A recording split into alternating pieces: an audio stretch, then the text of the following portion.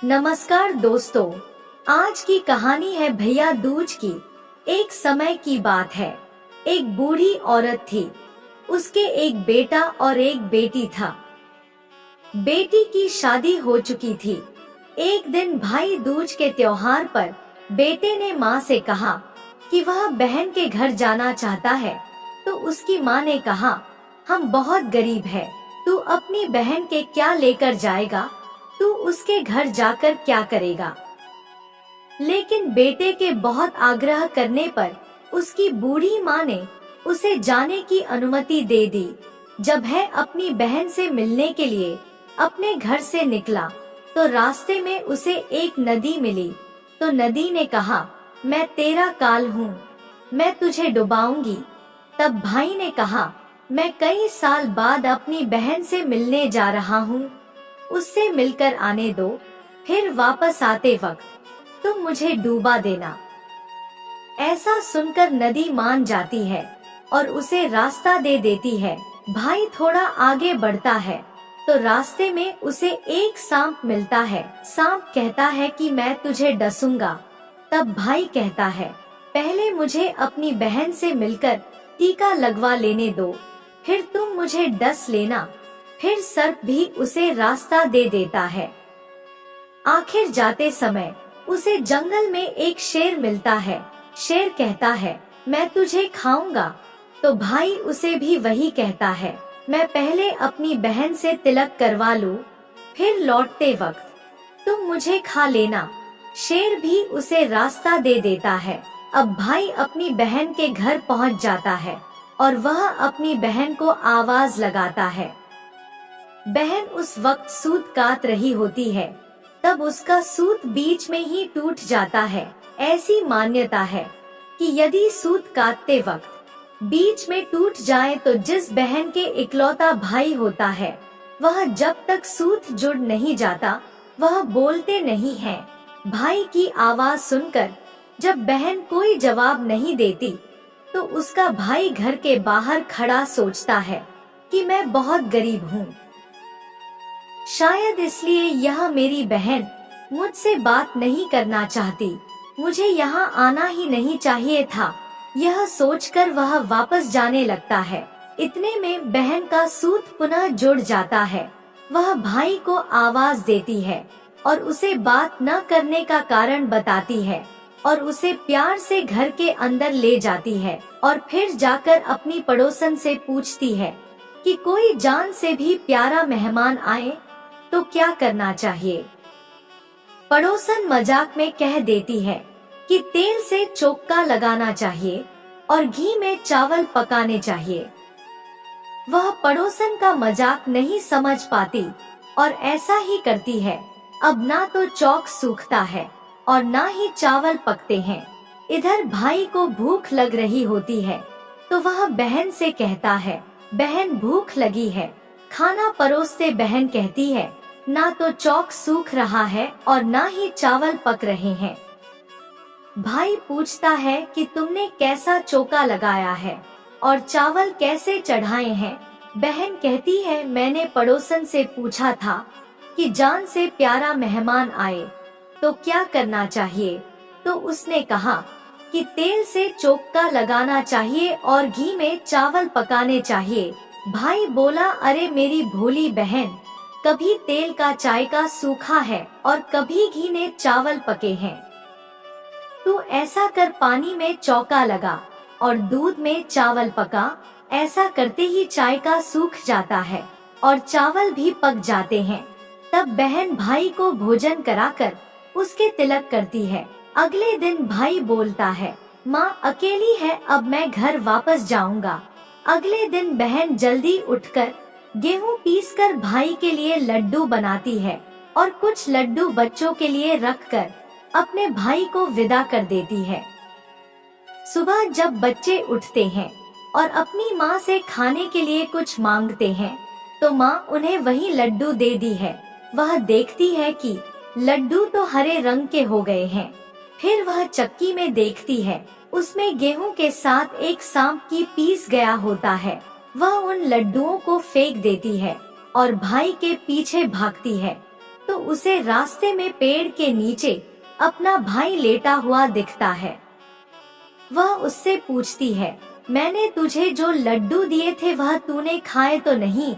भाई कहता है, मैंने वह लड्डू अभी तक नहीं खाए। वह गठरी पेड़ पर टंगी है। वह पेड़ से लड्डू उतारती है और गड्ढा करके उन लड्डुओं को वहीं गाड़ दे दी है और अपने भाई को सारी बात बताती है। भाई कहता है, तूने मुझे एक बार तो मौत से बचा लिया, पर मैं अपने पीछे कईयों को साईं देकर आया हूँ। और बहन को सारी बात बताता है। दोनों वहाँ बैठे बात कर रहे होते हैं तो बहन भाई से पानी मांगती है। तो भाई कहता है, थोड़े दूर में एक तालाब है, मैं वहाँ से पानी लाकर आता हूँ। बहन कहती है, मैं खुद चली जाती हूँ और पानी पीकर आ जाती हूँ। बहन जब तालाब पर पहुँचती है तो देखती है कि वहाँ एक बूढ़ी औरत बैठी है। तो वह उसके पास जाकर उससे पूछती है कि तुम यहाँ क्यों बैठी हो? तब बुढ़िया कहती है, मैं विधाता हूँ और अपने भाई का रास्ता देख रही हूँ। तब वह पूछती है, हे माता, यह कौन भाई है? तब विधाता कहती है, एक भाई है जिसके प्यार में उसकी बहन ने एक निर्दोष सांप की हत्या कर दी है। वह सोचती है कि यह तो मेरा ही भाई है। वह घबराकर विधाता से कहती है, माँ, उस भाई को बचाने के लिए क्या करना होगा?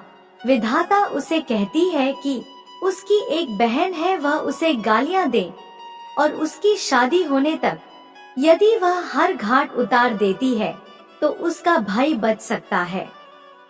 वह तुरंत अपने भाई के पास जाकर उससे कहती है कि मैं तुझे घर तक छोड़ने चलूंगी, पर रुक, मैं अभी आती हूँ। फिर वह शेर के लिए मांस, सांप के लिए दूध और नदी के लिए ओढ़नी लेकर आती है और दोनों भाई बहन आगे बढ़ते हैं। रास्ते में उन्हें शेर मिलता है। जब वह भाई को खाने के लिए आता है तो बहन उसे मांस का टुकड़ा डाल देती है। शेर मांस के टुकड़े को खाने में लग जाता है और दोनों भाई बहन आगे बढ़ जाते हैं। आगे उन्हें एक सांप मिलता है। जैसे ही सांप उसके भाई को डसने आता है तो बहन दूध का कटोरा सांप के आगे रखती है। सांप दूध पीने लग जाता है और दोनों फिर से आगे बढ़ जाते हैं।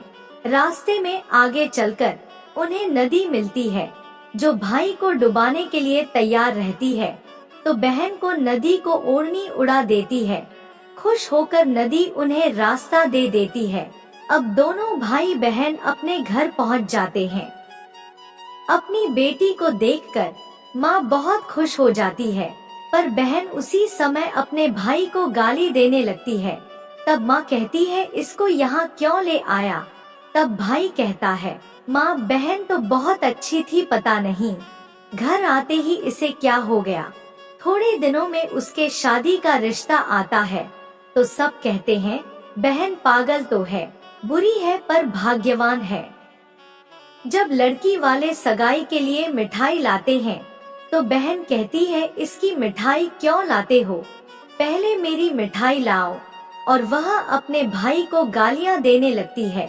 सगाई शुरू हो जाती है तो वहाँ आग लग जाती है। बहन को तो पहले ही पता था कि उसके भाई की घात है और वह तुरंत ही आग बुझा देती है। शादी के हर कार्यक्रम में बहन अपने भाई के साथ ही रहती है। जब भाई की निकासी होने लगती है तो बहन बोलती है, अरे इसकी निकासी क्यों करते हो? पहले मेरी निकासी करो और इसे आगे के दरवाजे से मत लेकर जाओ, पीछे के दरवाजे से लेकर जाओ। और इतना कहते ही आगे का दरवाजा टूटकर गिर जाता है। सब कहते हैं, भले ही बहन कलियां है पर यहाँ पर भाई की जान बचा रही है। जब भाई फेरों में बैठता है तो बहन फिर उसे गालियां देने लगती है और कहती है, इसकी जगह मैं फेरों पर बैठूंगी। इसके बाद दूल्हा दुल्हन की रात जगती है तो बहन कहती है, इसकी नहीं, पहले मेरी रात जगाओ। फिर लोग कहते हैं, बीच में पर्दा लगाकर इसे भी साथ में सुला दो। रात में जब भाई भाभी सो जाते हैं तो रात को वहाँ एक सांप आता है। बहन को तो पहले से ही पता था कि कुछ होने वाला है, इसलिए वह तैयार होकर बैठी थी। तभी वहाँ एक सांप आता है। वह उसे पकड़कर टोकरे में बंद कर सो जाती है। आज वह कई दिनों बाद निश्चित होकर सोती है। उधर उसकी माँ सोचती है कि बेटी के उठने से पहले ही मेहमानों को विदा कर देती हूँ, वरना वह फिर से गालियाँ देकर शोर मचाएगी।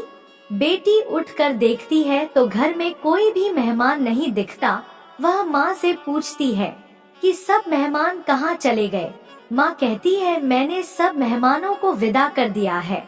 तब बेटी कहती है कि सब मेहमानों को फिर से बुलाओ, तभी मैं विदा होंगी।